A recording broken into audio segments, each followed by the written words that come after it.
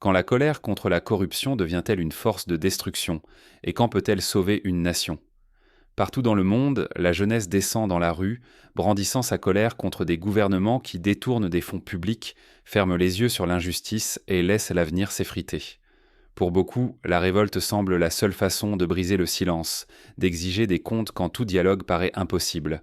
Mais ce choix n'est-il pas un pari dangereux? Dans de nombreux pays, ces manifestations finissent souvent en instabilité, en violence. Et trop souvent, les jeunes paient le prix fort. Perte de stabilité, d'éducation, d'emploi, parfois même de leur rêve d'un lendemain meilleur. Pourtant, au Burkina Faso, une voie radicalement différente s'ouvre. Ici, l'État ne voit pas la jeunesse comme une force à contenir, mais comme une armée de discipline et d'intégrité, placée au centre d'une stratégie nationale pour combattre la corruption. Alors, faut-il choisir la confrontation ou la responsabilité? Si la jeunesse se trompe de chemin, elle ne risque pas simplement de perdre du temps ou de l'argent. Elle pourrait sacrifier la stabilité de tout un pays et condamner son propre avenir. Explorons d'abord pourquoi tant de jeunes, ailleurs, font le choix de la confrontation. Pour comprendre ce choix, il faut d'abord plonger dans la réalité qui pousse tant de jeunes vers la rue, souvent au péril de leur propre avenir. La frustration des jeunes, trahis par des institutions défaillantes, devient une vague mondiale de protestation. Aujourd'hui, sur tous les continents, des foules de jeunes descendent dans la rue pour dénoncer la corruption. Derrière cette colère, il y a une réalité brutale. La corruption prive des millions de jeunes de l'accès à l'éducation, aux soins de santé et à un travail digne. Dans de nombreux pays, ce vol organisé des ressources condamne une génération entière à l'exclusion et au désespoir. Face à des institutions fermées ou indifférentes, la jeunesse n'a souvent qu'une seule option, la rue. Les manifestations commencent généralement de façon pacifique, portées par un espoir de changement. Mais très vite, la contestation se heurte à la répression, la violence éclate, et la société plonge dans l'instabilité et la paralysie politique. Dans les États fragiles, ce chaos ne fait pas qu'ébranler le pouvoir. Il crée un vide où la criminalité et le terrorisme prospèrent. Les groupes armés recrutent parmi les jeunes frustrés. Les réseaux criminels s'emparent des quartiers abandonnés par l'État. L'insécurité devient la norme et l'espoir s'effondre. Il y a une ironie tragique dans ce cycle. La lutte contre la corruption, lorsqu'elle s'enlise dans le chaos, détruit les institutions au lieu de les renforcer. Les opportunités disparaissent. L'éducation, l'emploi et la santé reculent encore. Ceux qui protestaient contre l'injustice héritent d'un pays affaibli où tout devient plus difficile. Poursuivre la confrontation, c'est risquer non seulement la stabilité du pays, mais aussi l'avenir et la sécurité personnelle de chaque jeune. La colère, si elle n'est pas canalisée, peut basculer une société entière dans un avenir incertain. Mais alors pourquoi le Burkina Faso refuse-t-il cette voie, surtout en pleine crise sécuritaire? Au Burkina Faso, la corruption n'est pas seulement immorale, elle est mortelle. Le pays fait face à une menace qui dépasse largement le simple détournement de fonds. Chaque jour, des attaques armées frappent des villages, des milliers de familles fuient à leur maison et l'intégrité territoriale de la nation est en jeu. Dans ce contexte, chaque franc public perdu à cause de la corruption n'est pas un simple chiffre. C'est un hôpital sans médicaments, une école abandonnée, un soldat sans équipement. Quand la survie même de la nation est trop menacée, la moindre ressource gaspillée peut faire la différence entre la vie et la mort. La fragilité du Burkina Faso attire les convoitises. Pour les groupes armés et les réseaux criminels, la moindre faille, la moindre division interne représente une opportunité de s'implanter et de prospérer. L'instabilité sociale, loin de combattre la corruption, l'alimente et la rend plus dangereuse encore. Dans la région du Sahel, l'histoire récente montre que lorsque l'État perd le contrôle, ce ne sont pas les corrompus qui en paient le prix, mais la société tout entière.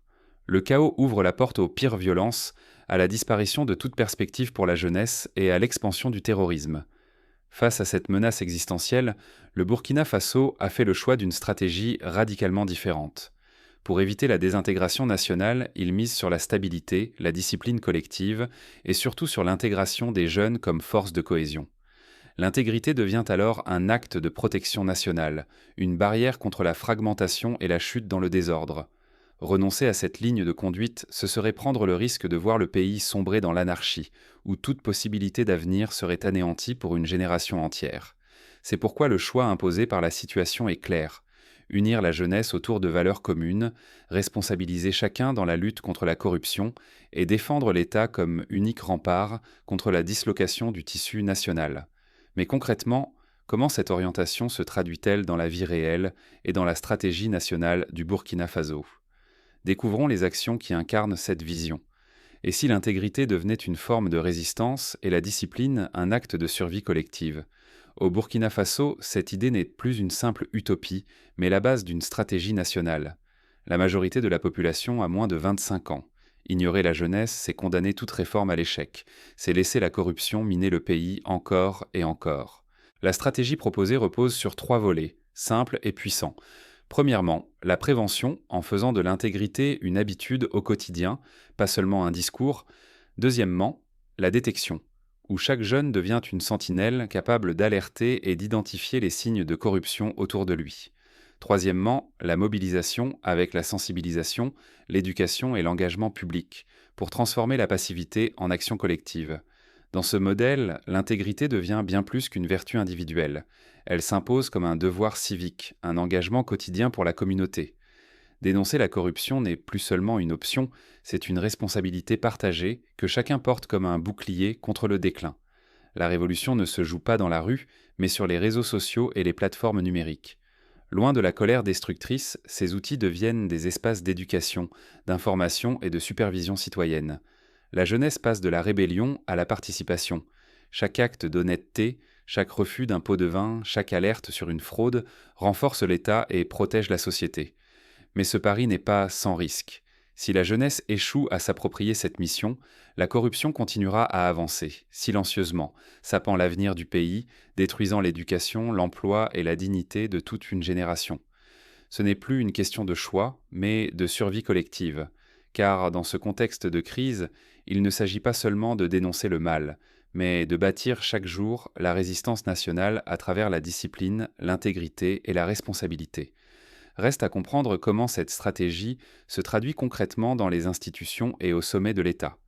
Comment les autorités intègrent-elles cette jeunesse mobilisée dans la lutte contre la corruption? Sous le leadership de Traoré, l'intégrité devient une arme aussi stratégique qu'un fusil. Ici, lutter contre la corruption n'est pas moins vital que repousser les groupes armés. Les deux combats sont menés de front, avec la conviction que chaque écart mine la sécurité collective et affaiblit la nation tout entière. Pour rendre ce modèle possible, de nouvelles agences voient le jour. Elles sont dédiées à la récupération des biens volés, à l'audit public et à la transparence. Leur mission, traquer chaque centime détourné et ramener les ressources à la population, là où elles sont le plus nécessaires. Signaler la corruption devient un acte citoyen central. Les lanceurs d'alerte bénéficient d'une protection de plus en plus forte. Leurs voix ne sont plus réduites au silence, elles sont intégrées dans le mécanisme même du contrôle public. Plus de jeunes sont encouragés à agir, sûrs qu'ils ne paieront pas le prix de leur courage par l'exclusion ou la peur. Mais la menace ne vient pas seulement de l'intérieur. Manipulation extérieure, campagne de division orchestrée sur les réseaux sociaux, tentative d'influencer l'opinion nationale, le Burkina Faso s'organise pour résister à ces offensives numériques. L'intégrité, ici, protège autant contre la corruption que contre les attaques invisibles qui sapent la cohésion sociale. Discipline, cohérence, exemplarité. Ces valeurs ne sont plus négociables. Qu'on soit responsable politique, fonctionnaire ou simple citoyen, l'intégrité est exigée, pas suggérée. Cela change tout pour la jeunesse. Désormais, leur implication dans la vie publique ne se limite plus aux rêves ou à la critique, mais s'incarne dans des actions concrètes, soutenues par l'État et les institutions. C'est cette synergie entre leadership fort, institutions rénovées et engagement individuel qui rend le modèle burkinabé unique. Mais l'équilibre reste fragile. Si cette stratégie réussit, elle posera les fondations d'une confiance nouvelle entre l'État et sa jeunesse. Si elle échoue, c'est la porte ouverte à la défiance, à l'insécurité, au retour du chaos. Mais alors, comment chacun peut-il s'approprier ce modèle? Quels gestes simples, quelles attitudes chaque jeune peut-il adopter pour devenir à son tour un acteur du changement? L'avenir ne se subit pas, il se défend acte après acte. Aujourd'hui, au Burkina Faso, choisir l'intégrité n'est plus un simple geste moral. C'est un acte de courage, un choix décisif pour protéger l'avenir de toute une génération. Dans un contexte où chaque erreur, chaque détournement peut coûter des vies et fragiliser la nation, rester passif face à la corruption revient à abandonner sa propre société à la dérive. Pour les jeunes du Burkina Faso, la lutte n'est pas seulement une affaire d'indignation ou de slogans scandés dans la rue. Elle commence au quotidien, dans les petites décisions. Refuser la facilité, dénoncer les abus, soutenir l'effort collectif, même lorsque personne ne regarde.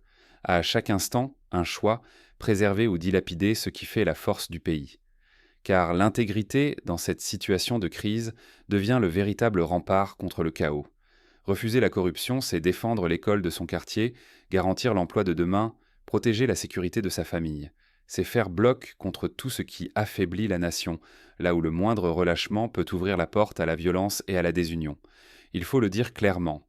Ne rien faire, fermer les yeux, c'est laisser la corruption ronger ce qui reste d'espoir. C'est permettre aux réseaux criminels et aux fauteurs de troubles de s'installer, creusant un peu plus chaque jour le fossé entre la jeunesse et son avenir. Dans un pays où l'équilibre est si fragile, chaque acte compte et chaque silence aussi. Mais choisir l'intégrité, c'est refuser de subir. C'est transformer la tentation du découragement en une force de résistance. C'est montrer que la véritable bravoure ne se mesure pas à la capacité de s'opposer physiquement dans la rue, mais à la persévérance de tenir bon, jour après jour, malgré les tentations et les obstacles. Le Burkina Faso, par ce choix, propose une nouvelle forme d'engagement. Une mobilisation silencieuse mais puissante, où chaque jeune devient un défenseur de l'avenir, un rempart contre l'effondrement intérieur. Ce combat pour l'intégrité, même discret, façonne une société plus forte et pose les bases d'une reconstruction solide. Ainsi, l'histoire ne se fera pas sans vous. Refusez de laisser l'avenir se dérober sous vos yeux. Soyez cette génération qui, par ses choix quotidiens, transforme la survie en renaissance et redonne à la nation la force de tenir debout.